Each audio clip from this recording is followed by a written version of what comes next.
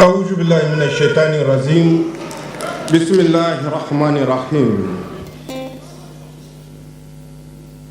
Excellence, Capitaine Ibrahim Traoré, président du Faso, chef de l'État, chers frères. Excellence, Général d'armée Assimi Goïta, président de la transition, chef d'État de la République du Mali, président de la Confédération des États du Sahel, chers frères. Monsieur le Premier ministre du Mali, Excellence, Monsieur l'ancien président de la République du Mali, Monsieur le Président du Conseil national de la transition du Mali, Mesdames et Messieurs, les ministres des pays membres de la Confédération des États du Sahel, Mesdames et Messieurs, les membres des délégations présentes à la deuxième session du Collège des chefs d'État de la Confédération des États du Sahel, Mesdames et Messieurs, les ambassadeurs, honorables invités, distingués participants, Mesdames et Messieurs, je tiens, au nom de la délégation qui m'accompagne, à exprimer au gouvernement et au peuple malien mes vifs et sincères remerciements ainsi que ma profonde gratitude pour l'accueil fraternel et la généreuse hospitalité typiquement sahélienne dont nous sommes l'objet depuis notre arrivée dans cette belle ville de Bamako.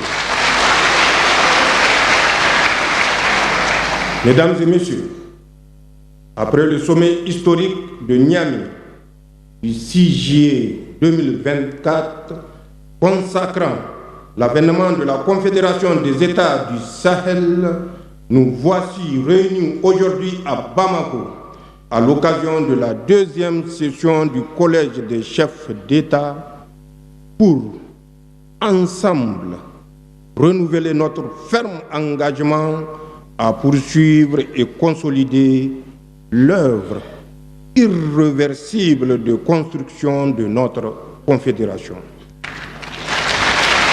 Mesdames et Messieurs, cette session qui intervient dans un contexte mondial en pleine effervescence, marqué par des défis complexes et multiformes, est l'occasion, d'une part, de rappeler les enjeux de l'heure et les défis auxquels nous faisons face pour ainsi mieux comprendre le sens de notre combat commun et raffermir la détermination des peuples de la Confédération AES à se battre victorieusement pour leur dignité et leur développement. D'autre part, de mesurer le chemin parcouru depuis un peu plus d'un an par notre Confédération, en dépit de toutes les adversités internes et externes auxquelles nous faisons face.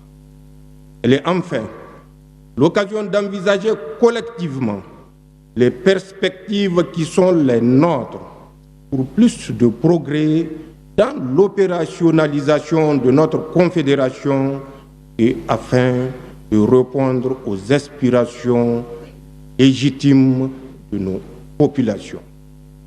Mesdames et Messieurs, depuis le 18 août 2020 au Mali, le 30 septembre 2022 au Burkina Faso et le 26 juillet 2023 au Niger, nos trois pays ont décidé individuellement puis collectivement avec la création de l'Alliance des États du Sahel du 16 septembre 2023, transformée en confédération le 6 juillet 2024, de prendre leur destin en main.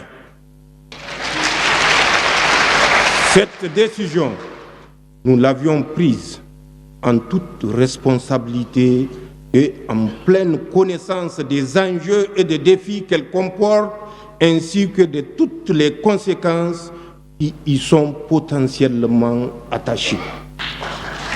Il s'agit donc d'un choix souverain, assumé dans l'intérêt supérieur de nos pays pour l'histoire et pour l'avenir.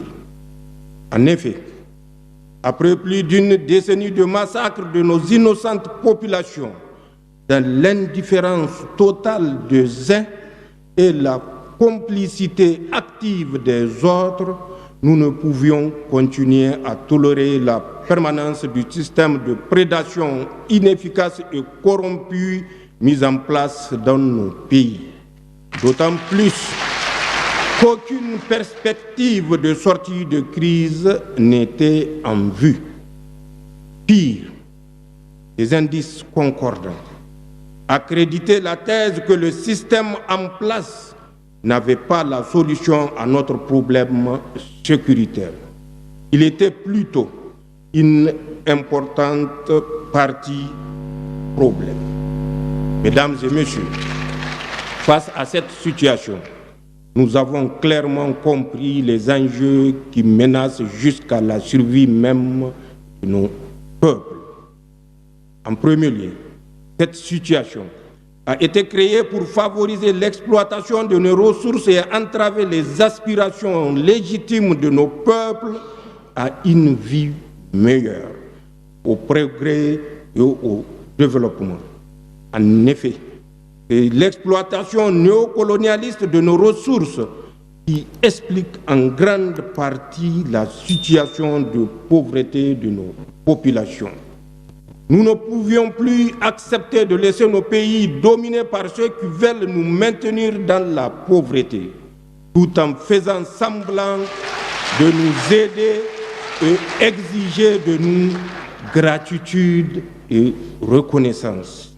En second lieu, cette situation a créé un état d'esprit et une mentalité d'assister et de complexer chez beaucoup de dirigeants et élites africaines. De ce fait, des contrats léonins ont été imposés à nos pays et un réseau complexe d'influence et de contrôle a été mis en place pour contrôler nos sociétés. C'est cette même mise multiforme qui explique le comportement de certains ressortissants de l'AES et des Africains complexés qui nous combattent au lieu de défendre leur peuple meurtri, pillé et humilié. C'est cette même mise qui explique tous ces contrats inégaux qui leur permettent de piller nos pays. C'est cette même mise qui explique que des dirigeants africains soient convoqués dans une multitude de réunions inutiles, coûteuses et inefficaces. Mesdames et messieurs, ce que nous avons fait, tous et ensemble, dans nos pays respectifs et collectivement au sein de notre confédération, c'est simplement en toute responsabilité et souveraineté de mettre fin à ce système et d'assurer désormais les intérêts supérieurs de nos peuples. Nous avons ainsi mis fin à la présence dans nos pays de toutes les forces d'occupation et de prédation pour assumer notre sécurité par et pour nous-mêmes. Cela parce que l'expérience vécue a forgé notre conviction que personne ne le fera à notre place. Ce que nous avons fait, c'est d'assumer notre souveraineté pleine et entière. Aucun pays, aucune organisation internationale et aucun groupe d'intérêt ne décidera encore pour nos pays, Inch'Allah. Désormais, les décisions qui concernent nos peuples se prennent à Ouagadougou à Bamako, à Niamey, sur le territoire confédéral, par les autorités de la Confédération et pour les citoyens de la Confédération et nulle part ailleurs. C'est le plus grand héritage que nous puissions léguer aux générations futures et que nous devrons tous garder jalousement. Notre conviction est qu'il n'y a pas de progrès, il n'y a pas de développement sans indépendance véritable, sans souveraineté pleine et entière. Il n'y a pas de précédent historique d'un pays sous domination qui a réussi à se développer. Seuls des États véritablement souverains élaborent des politiques publiques à même d'impulser le progrès et le développement. Ce que nous avons fait, c'est de mettre un terme à tous les contrats léonins et engagements biaisés qui ne font que dans le sens des intérêts de nos États et de nos populations. Désormais, les seuls contrats que nous motivent sont ceux qui préservent les intérêts de nos pays. Mesdames et messieurs, vous comprenez bien que dans ces conditions, nous ne pouvons que nous attendre à l'adversité de ceux qui, par le passé, décidaient pour nos pays, de ceux qui ont pillé nos ressources, ainsi que de tous ceux qui profitent de cette situation, citoyens africains ou personnes étrangères à notre espace. C'est ainsi qu'il faut expliquer leur acharnement à nous combattre et leur détermination à briser notre élan pour nous soumettre. C'est ainsi qu'il faut expliquer la guerre de communication qu'ils livrent dans le but de discréditer nos institutions et leurs dirigeants, de saper le moral de nos troupes résolument engagées au combat, de créer des conflits intercommunautaires. C'est ainsi qu'il faut enfin comprendre les tentatives d'isoler telle ou telle localité, de couper l'approvisionnement de telle autre entité, de saboter ou détruire les installations économiques de nos pays. En somme, tout est mis en œuvre par ces puissances impérialistes, notamment la France, assistée de ces supplétifs locaux pour susciter le chaos et justifier une intervention extérieure ou un mécontentement populaire. Cependant, toutes ces manœuvres perfides ont échoué et échoueront toujours, Inch'Allah, car elles trouveront en face des peuples sahéliens dignes, vigilants, résilients et encore plus déterminés à prendre leur destin en main. Mesdames et messieurs, comme vous pouvez le constater, la Confédération AES a intégré toutes ces données en même temps qu'elle a tiré toutes les leçons de notre histoire ancienne et récente. C'est d'ailleurs la raison pour laquelle nous avons créé cette confédération qui suscite tous les espoirs et qui nous donne entière satisfaction pour avoir réalisé des progrès tangibles. En effet, en 17 mois d'existence, la Confédération AES a réalisé des progrès indéniables au niveau de ces trois piliers fondamentaux. Il s'agit d'abord de la force unifiée de la Confédération sous le commandement d'un état-major intégré relativement au pilier de défense. J'aimerais à ce niveau rendre un vibrant hommage à toutes nos forces de défense et de sécurité du Burkina Faso, du Mali et du Niger, tout en ayant une pensée pieuse pour tous nos martyrs civils et militaires, en souhaitant prompt rétablissement à nos blessés. Il s'agit ensuite de la coordination de notre diplomatie qui parle désormais d'une seule voix. Il s'agit enfin de la création de la grande banque d'investissement de la Confédération relativement au pilier du développement. C'est certainement le lieu d'adresser mes vifs remerciements et mes chaleureuses félicitations à mon frère et ami, le général d'armée Assimi Goïta, président de la transition, chef d'État de la République du Mali et président de la Confédération, pour la mise en œuvre réussie de la feuille de route de l'an 1 de notre Confédération, comme l'attestent si bien les résultats tangibles consignés dans l'excellent rapport soumis à notre observation.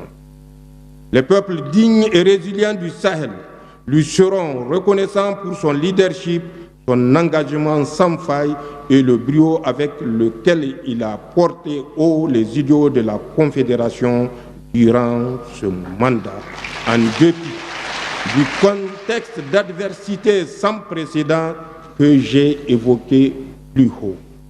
Mesdames et messieurs, la souveraineté à laquelle aspirent les peuples de l'AES est loin d'être un slogan.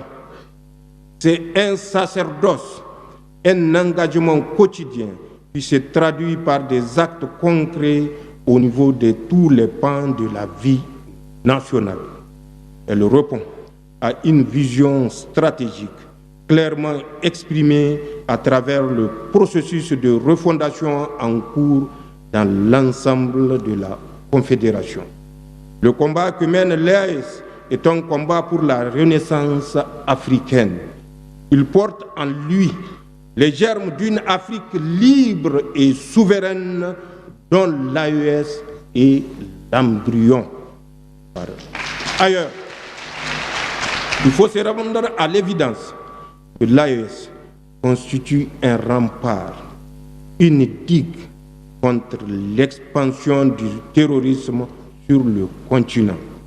Au lieu de prendre en compte cette évidence absolue, certains pays voisins de l'AES s'obstinent naïvement à servir de base arrière aux opérations de déstabilisation orchestrées par des puissances étrangères.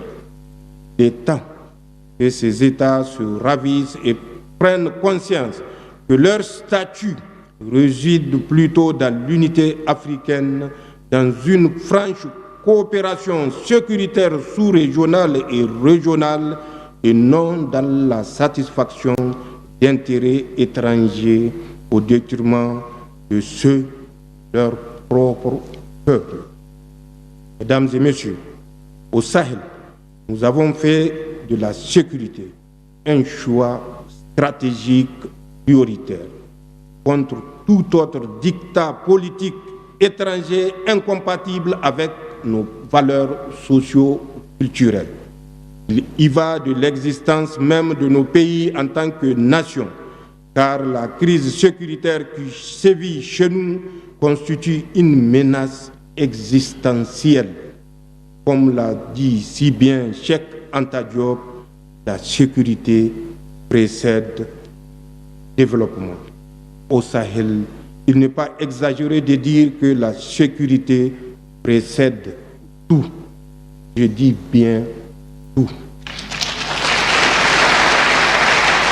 Pour terminer, mesdames et messieurs, je tiens particulièrement à saluer le travail remarquable accompli par les ministres et les hauts fonctionnaires qui, durant tout le processus préparatoire de la présente session du Collège, n'ont ménagé aucun effort pour soumettre à notre examen des documents de travail de qualité ainsi que des instruments juridiques pertinents qui nous permettront de consolider l'architecture institutionnelle et normative de notre Confédération. Vive la Confédération des États du Sahel, vive la solidarité entre le peuple de l'AES, vive l'Afrique libre et souveraine. Je vous remercie. Merci.